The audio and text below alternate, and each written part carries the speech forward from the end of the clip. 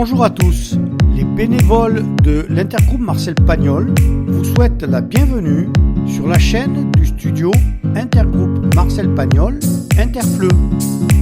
Dans la série Zoom pour les nuls, comment répartir les participants de ma séance dans des groupes de travail autonomes.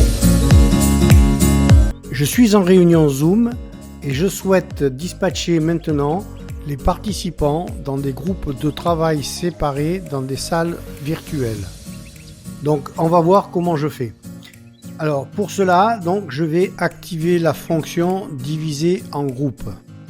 On voit ici sur cet écran que j'ai une petite icône là ici en surimpression qui s'appelle plus. Je clique dessus et je peux donc ici diviser mes apprenants en groupes.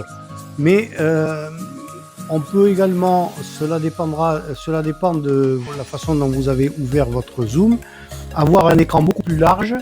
Et à ce moment-là, donc ici, on s'aperçoit en bas de l'écran qu'on a de nouvelles icônes qui s'affichent.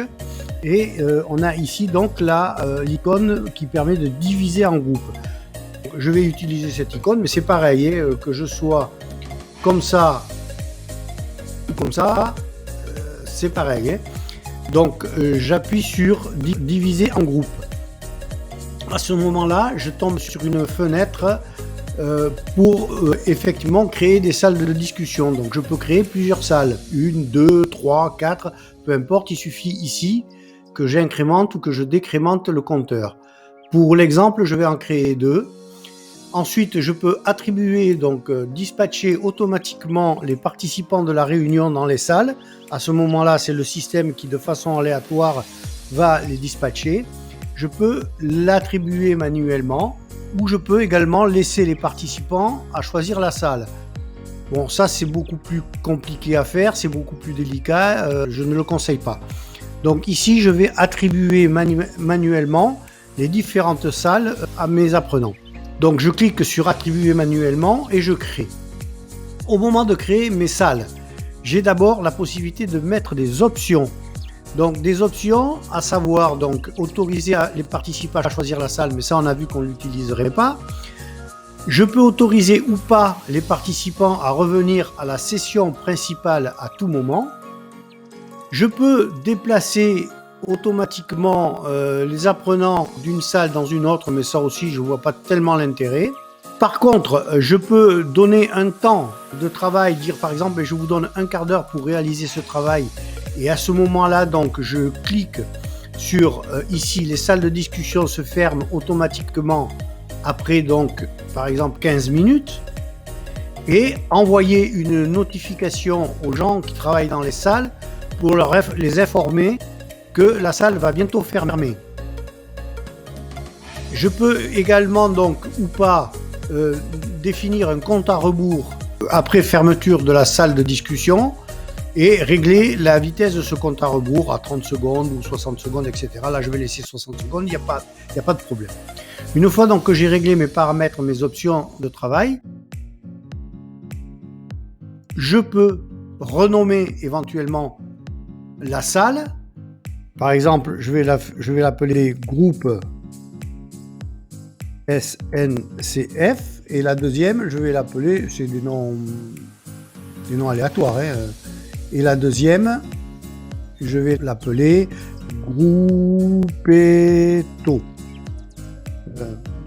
Groupeto, ça c'est ceux qui n'arrivent pas à monter le call. Donc ensuite, je peux affecter ici donc les participants à chacun de ces groupes.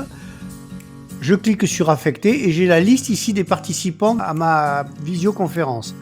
Donc là, je vais sélectionner par exemple Lenovo Tab et on voit ici que Lenovo Tab est sélectionné. Sur le groupe Eto, je vais affecter Xperia puisque c'est le seul qui me reste. Une fois que mes apprenants sont affectés dans les différents groupes, je peux cliquer sur commencer toutes les séances. Et à partir du moment où je clique sur commencer toutes les séances, les apprenants vont recevoir un message leur disant qu'ils ont été affectés à une salle de réunion particulière et en leur demandant donc de bien vouloir se connecter sur la salle. Voilà ce que voit l'apprenant. il lui reste à cliquer sur rejoindre et à ce moment-là, le participant va rejoindre le groupe auquel il a été affecté. Une fois que les groupes sont en mode travail, je peux, moi, par ces fonctions rejoindre, aller voir dans une salle ou dans l'autre. Alors, il se peut que une salle ait besoin de quelque chose et m'appelle pour me dire qu'elle a besoin de moi. On va voir l'exemple. Les participants peuvent demander de l'aide à l'hôte en appuyant sur la petite icône dans le carré vert et en validant par la fonction repérée par la flèche verte. Ici, je vois que la salle de Xperia m'a demandé de le rejoindre, donc je vais le rejoindre ici en cliquant sur rejoindre la salle de conférence. Et à ce moment-là, donc comme on le voit, je suis en train de rejoindre la salle Gruppetto. Et bientôt, la salle Gruppetto donc, va pouvoir me repérer sur son écran. Donc, je suis avec la salle Gruppetto. Voilà, je la fais bouger d'ailleurs, la salle Gruppetto. Je quitte la salle et je reviens donc, en quittant la séance, sur la séance principale. Je peux rejoindre par ma propre volonté directement une salle. Donc, il suffit pour ça que je reclique sur diviser en groupe, que je choisisse rejoindre et que je valide la deuxième salle que je veux rejoindre. Voulez-vous la rejoindre? Je clique sur oui et à ce moment-là, donc, je suis en train de rejoindre le groupe SNCF et je vais pouvoir intervenir dans le groupe SNCF. Soit la tâche allouée est terminée avant l'échéance prévue, auquel cas les participants peuvent quitter la salle de façon manuelle, soit le temps imparti est écoulé et à ce moment-là, c'est le système qui ferme automatiquement le groupe après le délai attribué dans les paramètres. Donc là, je ne vais pas attendre, je vais quitter la réunion.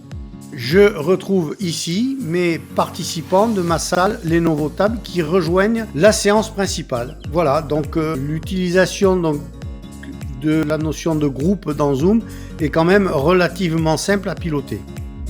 Merci de votre attention et à très bientôt pour un nouveau tuto sur la chaîne du studio Intergroupe Marcel Pagnol, Interfleu.